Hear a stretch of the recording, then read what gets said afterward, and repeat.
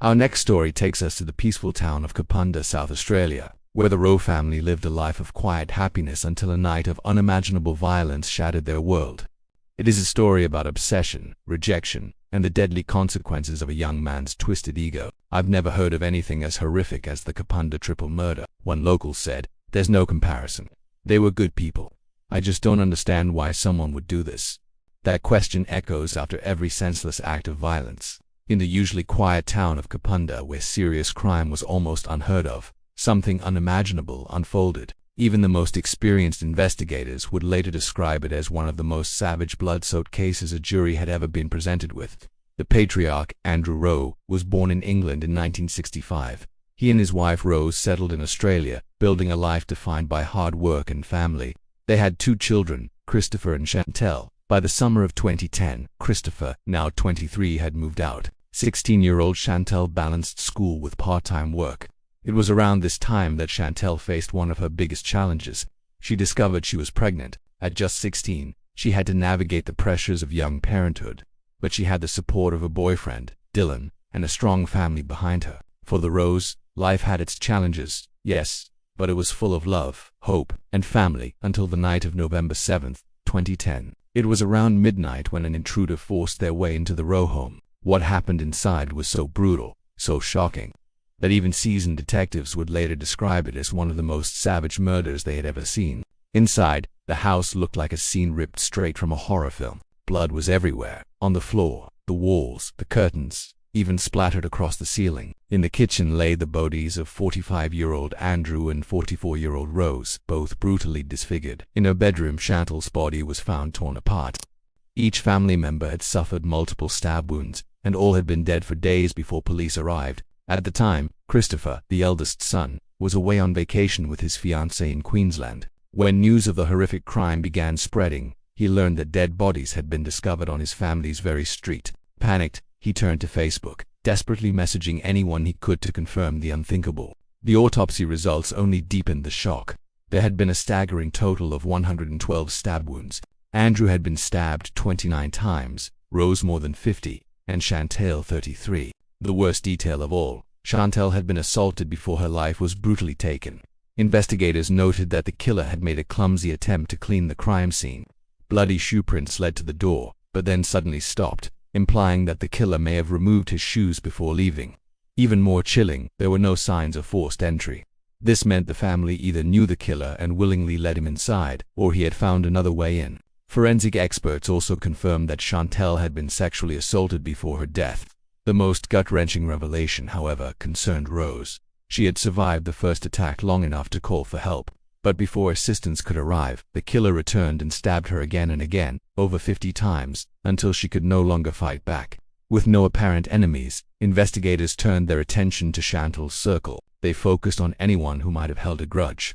That's when they stumbled upon Jason Alexander Downey, a 17-year-old who was close with Dylan, Chantel's boyfriend, but barely knew Chantel at first. Jason seemed harmless, average height, thin, quiet. Police planned a brief interview, expecting nothing more. But as the questioning progressed, his behavior became unsettling. He pointed out that he hadn't been invited to a party Chantel had, complaining that everyone else had a partner. Then, unprompted, he volunteered an alibi for the night of the murders. This erratic behavior raised red flags. Police collected his fingerprints and DNA. After learning Chantel was home, Jason's jealousy and obsession reached a terrifying climax. According to his confession, he drove to the Rowe family house that night, intending to confront her. What started as anger spiraled into something much darker. He forced his way inside, encountering Andrew and Rose first. The confrontation quickly turned violent. Though small and seemingly harmless, Jason attacked them both with brutal precision, stabbing Andrew 29 times and Rose more than 50 times. Then he sought out Chantel. She tried to hide, leaving behind bloody drag marks as she attempted to escape. But Jason found her in her bedroom, overpowered her, sexually assaulted her, and then ended her life with 33 stab wounds. In November 2011, the jury reached a verdict. Jason Alexander Downey was found guilty of 3 counts of murder and 1 count of sexual assault. The judge described the killings as horrifically brutal and carried out with cold calculation. He was sentenced to life imprisonment with a non-parole period that reflected the gravity of his actions. For the people of Kapunda, justice had been served, but the scars of that night would linger forever. The case became a cautionary tale about obsession, jealousy, and the dangers that can lurk in seemingly ordinary relationships.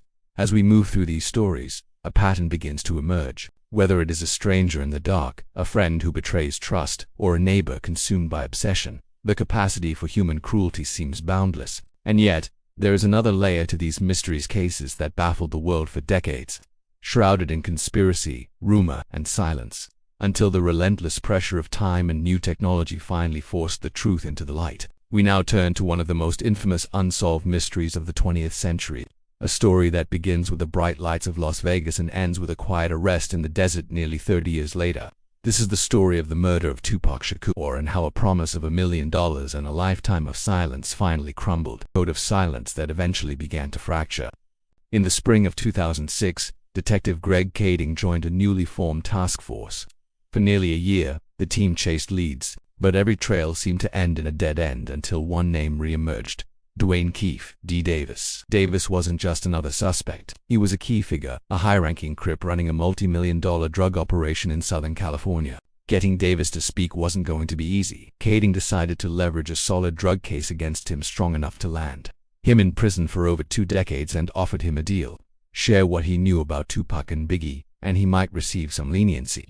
Within an hour of being confronted, Davis's lawyer called to arrange a meeting. During that meeting, Davis was presented with a proffer agreement, which meant that anything he revealed couldn't be used against him in court. This gave him the opportunity to speak freely. At first, he claimed ignorance, but repeatedly he returned to the conversation, gradually revealing the truth. Finally, in early 2009, Davis decided to speak. He said, "I don't know why you're even talking to me, but what I know is going to shock you." Going back to 1991, Davis had crossed paths with a flashy East Coast drug dealer and nightclub owner named Eric Zip Martin. Through Zip, Davis was eventually introduced to Sean Diddy Combs. As Diddy's fame skyrocketed, tensions mounted between his label, Bad Boy Records, and Suge Knight's Death Row Records. Davis claimed that Diddy had offered $1 million to have Tupac and Suge eliminated. Whether Diddy meant it seriously or was just caught up in the moment remains unclear, but Davis said he agreed to carry out the plan. Fast forward to the night of September 7, 1996. Tupac was in Las Vegas for the Mike Tyson fight. Davis was there too, alongside his nephew Orlando Anderson. After the match, Anderson was spotted alone in the lobby. A member of Death Row Records recognized him as the man who had once tried to steal a Death Row chain. Tupac confronted Anderson and punched him in the face. When Davis learned his nephew had been assaulted, he was furious. They didn't have any guns. That's when Eric Zip Martin stepped in, offering Davis a .40 caliber Glock. Later that evening, 2 cars filled with Crips began searching for Tupac. One of those cars, a white Cadillac, carried 4 men: Terrence T-Bone Brown driving, Davis in the front seat, and DeAndre Big Dre Smith alongside Orlando Anderson in the back. Around 11 p.m. they spotted Tupac driving his BMW with Suge Knight beside him. As they drew alongside the car, Davis handed the Glock to Anderson, who fired 4 shots from the back seat. 2 bullets struck Tupac in the chest. He died 6 days later. Davis revealed that after the shooting, Diddy called Eric Zip Martin and asked, "Was that us?" Davis confirmed it. Yet the promised $1 million reward never materialized. For decades, Davis held onto this secret, a ghost from a violent past.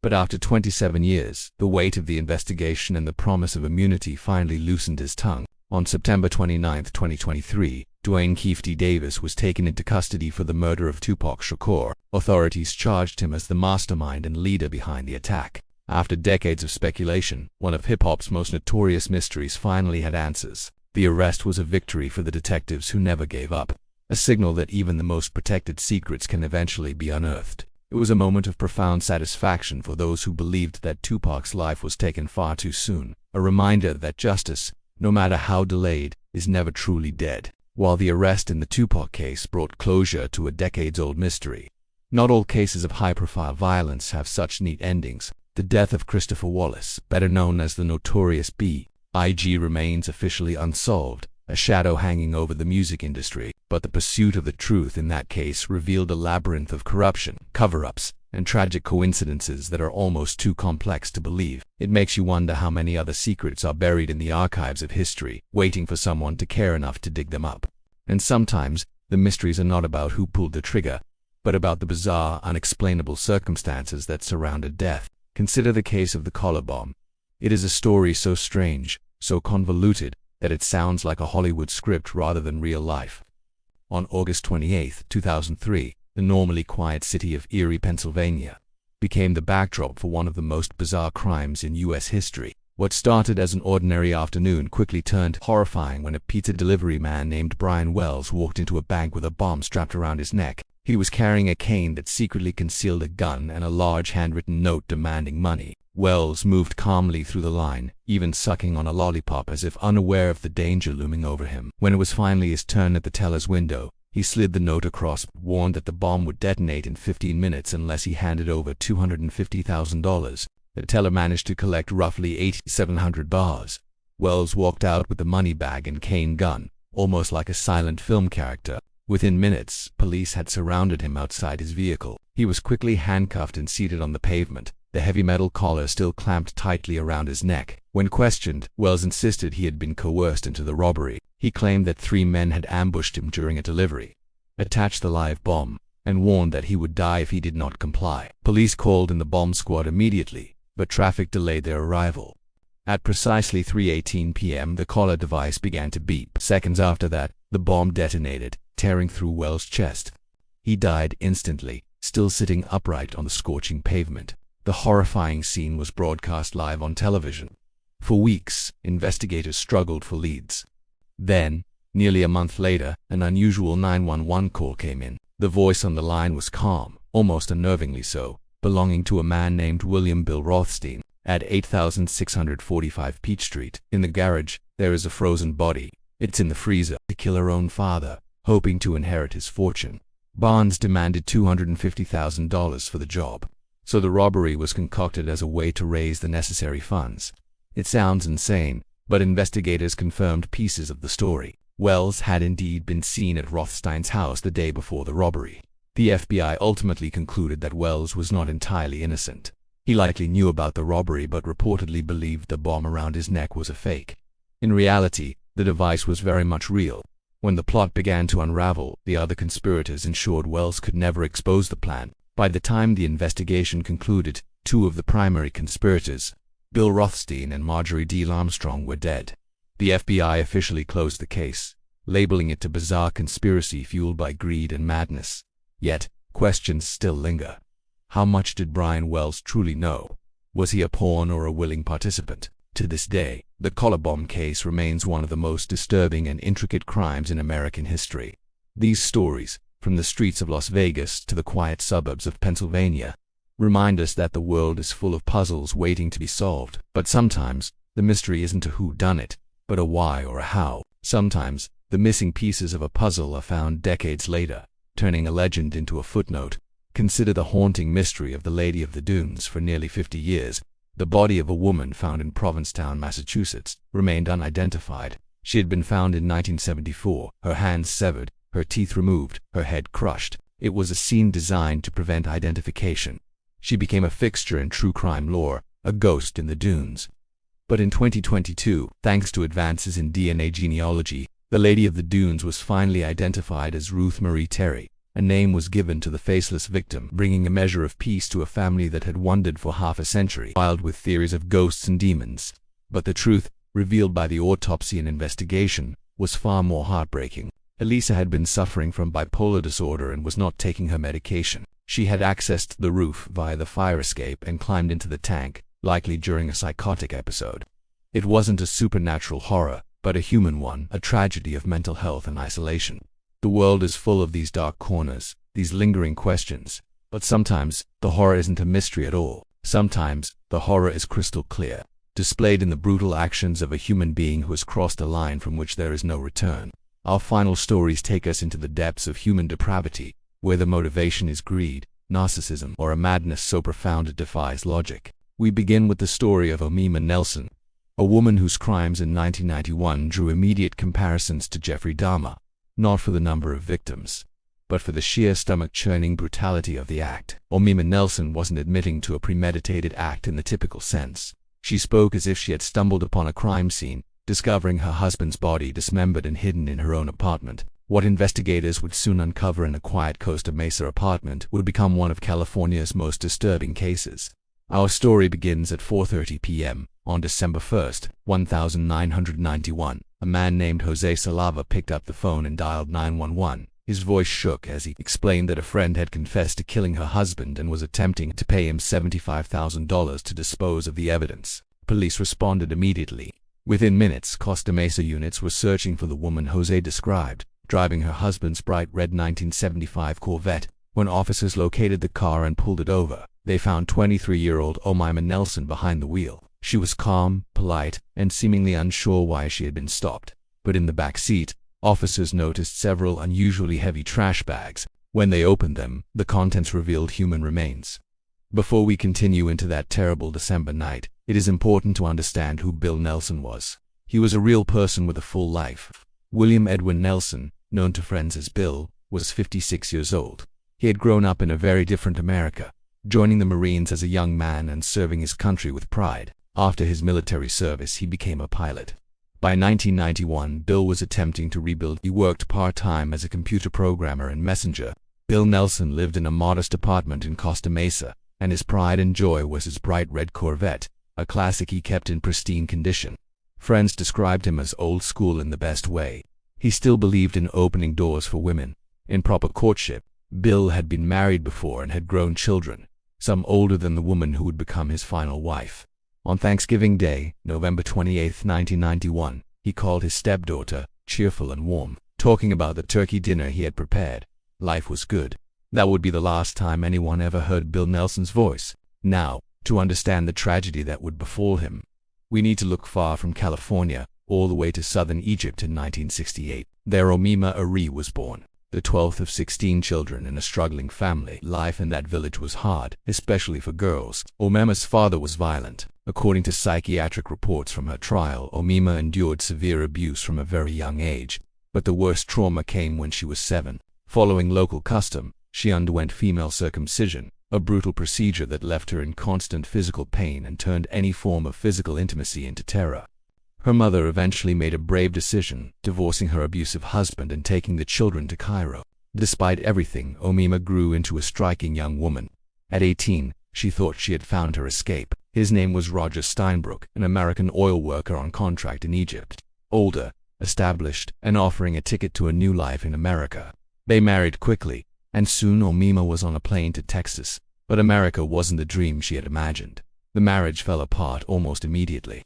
Within months, she was alone, a teenage girl in a foreign country, barely speaking English with no family. Yet Omaima was a survivor. She took whatever work she could find. That's when she discovered a weapon that worked exceptionally well on a certain type of manolder, lonely men who frequented bars. According to police records, her method was simple yet disturbingly effective. She would meet a man at a bar, charm him and go home with him. Once he was at his most vulnerable, she would tie him up, sometimes under the guise of a game, and rob him, taking his money, his credit cards, anything she could carry, then disappearing without a trace. She did this repeatedly across Texas and later California. But the curious thing was that none of these men ever reported her. Embarrassment, shame, or the fear of ridicule kept them silent. This pattern might have continued indefinitely until October 1991. Omaima walked into a bar in Costa Mesa and met a man who would change everything. Bill Nelson sat alone at the bar, 56 years old, more than 3 decades her senior. The moment their eyes met, he was captivated by this exotic young woman. For Omaima, Bill must have looked like a typical target. Older, alone, probably with money. But Bill surprised her. He wasn't just looking for a fling. He wanted to know her, her life, her story. Within just 48 hours, Bill proposed marriage. Even for Omaima, who had already lived a life filled with strangers, this must have felt bizarre. Music playing, a man seemingly happier than he had been in years.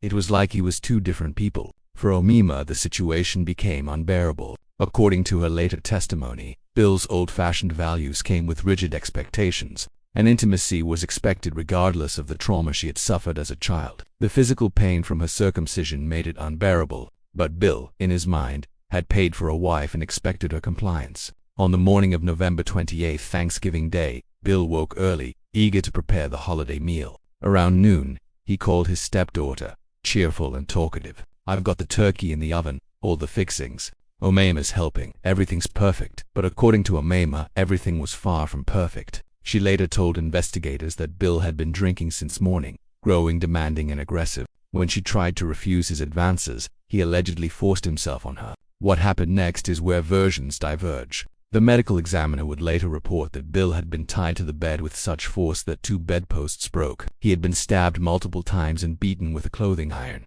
The killing was violent, prolonged, and deliberate. But the true shock came after Bill was dead.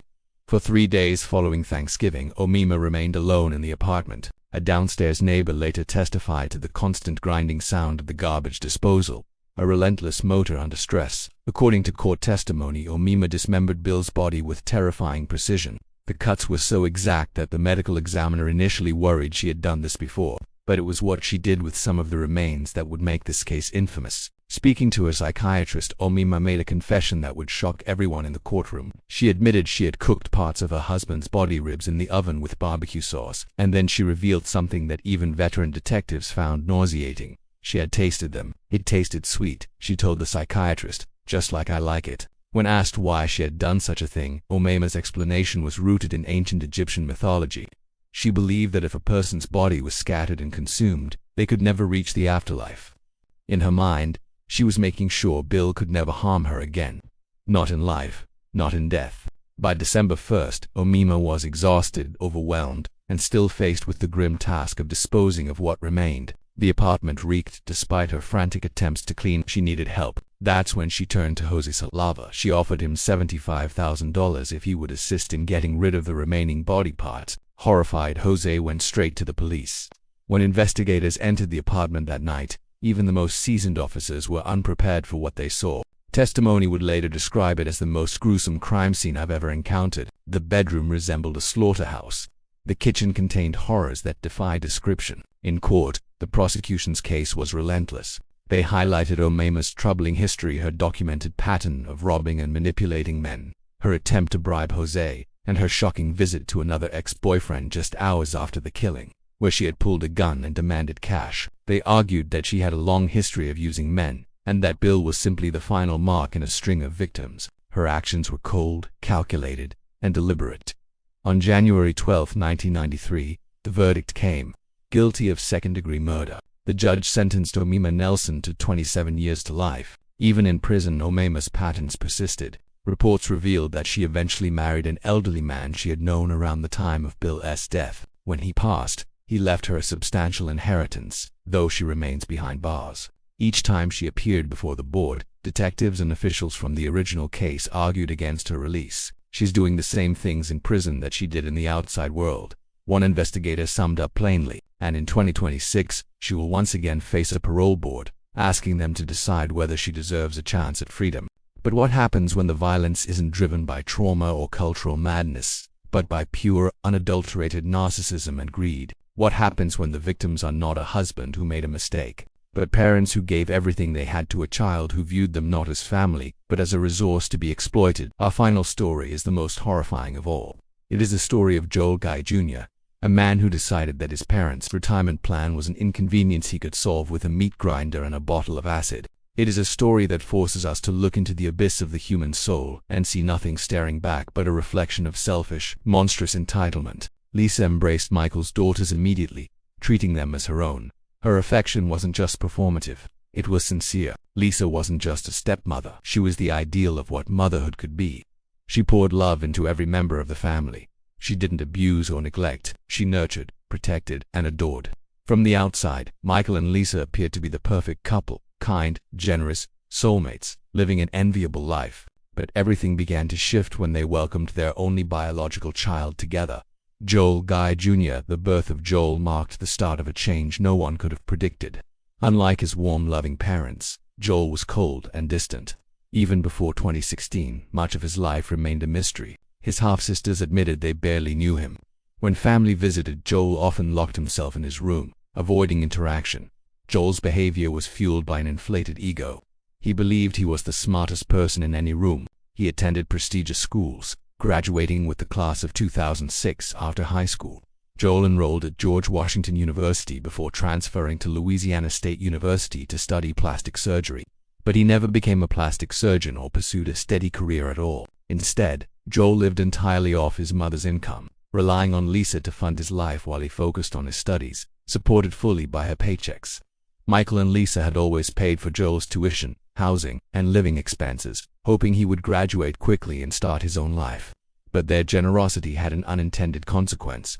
Joel didn't see this as a gift. He saw it as his birthright, something owed to him simply because he was their son.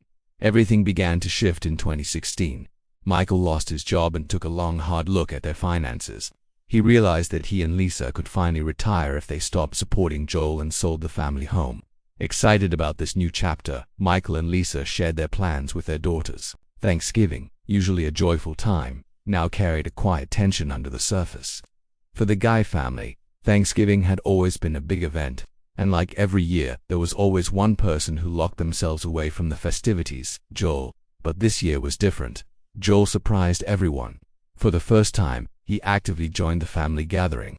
He played with his stepsister's kids. He laughed, joked, and even posed for family photos. It was a rare moment that left his sisters whispering to each other in disbelief. Could he finally be changing? But behind the smiles and sudden affection, Joel Guy Jr. was preparing to murder his parents. As it turned out, Joel wasn't taking the end of his financial support as gracefully as he appeared. When Lisa told him they were cutting him off, he didn't see it as a push toward independence. He saw it as a betrayal, one that needed to be punished. He began to craft a plan, one that was as cold as it was calculated. Joel decided he would murder his parents, frame his father for his mother's death, and stage the whole thing as a murder suit. In his mind, he was brilliant, capable of orchestrating the perfect crime. Years of schooling plus countless hours watching shows like Law and Order convinced him that he could pull it off without leaving a trace. Thanksgiving morning, Joel arrived carrying 2 large plastic storage tubs. He hauled them into the house without explanation. They were heavy, but no one questioned it. What they didn't know was that Joel had been planning for weeks. Inside those tubs were the tools meant for a future that would end in blood. Behind the smiles and sudden affection, Joel Guy Jr. was preparing to murder his parents with terrifying precision. He placed the parts in chemical-laden bins he had prepared days earlier to accelerate decomposition. He boiled Lisa's head. He tried to dissolve their remains, but the sheer volume of the task was overwhelming. He made mistakes. He left behind the notebook that would seal his fate. When police finally entered the home, they were met with a scene of unspeakable horror. Pot on the stove, chemicals everywhere, blood soaked into the floors, and in Joel's backpack, found in the apartment, was a detailed step-by-step plan. Page after page described the murders in chilling detail. How to kill, how to dismember, how to eliminate evidence. He outlined plans to grind the bodies, dissolve tissue using bleach and lye, and even set a fire to erase what remained. He had scheduled text messages from his mother's phone to fabricate an alibi.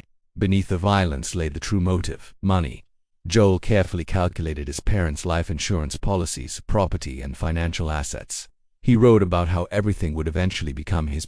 The day after the bodies were discovered, Joel was taken into custody while driving back toward his parents' house. Inside his trunk, police found a KitchenAid meat grinder, a disturbing sign that his plan was not yet complete. But the most damning evidence wasn't the tools, it was the writing.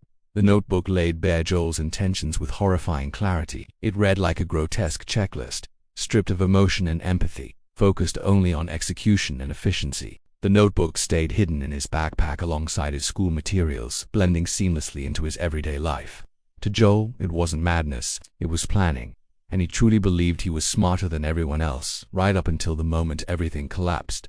In the end, Joel Guy Jr. was found guilty and sentenced to life in prison. History will remember him not as the clever mastermind he imagined himself to be, but as a colossal fool, arrogant, entitled, and ultimately undone by his own hubris. His parents, Michael and Lisa, were people who spent their lives lifting others up, only to be torn down by the one person they loved the most. Their deaths were a tragedy of Shakespearean proportions, a reminder that the greatest threats sometimes sit at our own dinner tables. As we conclude tonight's journey into the darker aspects of the human experience, it is worth reflecting on the nature of justice and revenge.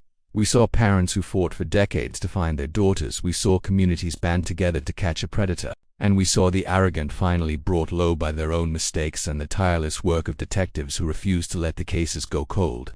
In every story, there was a moment of reckoning, whether it was a confession squeezed out of a gang member years later, or a notebook left behind by a narcissist who thought he was a genius. The truth has a way of surfacing. These stories are painful. They expose the fractures in our society, the failures of our systems, and the terrifying capability for violence that exists within some individuals. But they also highlight resilience. They show us the fathers who never give up, the sisters who demand answers, and the communities that refuse to forget. They show us that while we cannot always prevent the darkness, we can shine a light into it, and we can ensure that those who cast the shadows are not allowed to hide forever. Thank you for listening tonight. I hope these stories, as difficult as they were, helped you understand the complexities of these cases and the importance of seeking the truth. If you found this video engaging, please do not forget to like and subscribe. It helps the channel grow and allows us to keep bringing you these deep dive narratives. And as always, I want to hear from you. Tell me in the comments where you are listening from tonight. It is a comfort to know you are there. Until next time, stay safe, stay aware, and remember that justice, no matter how long it takes, is always worth fighting for.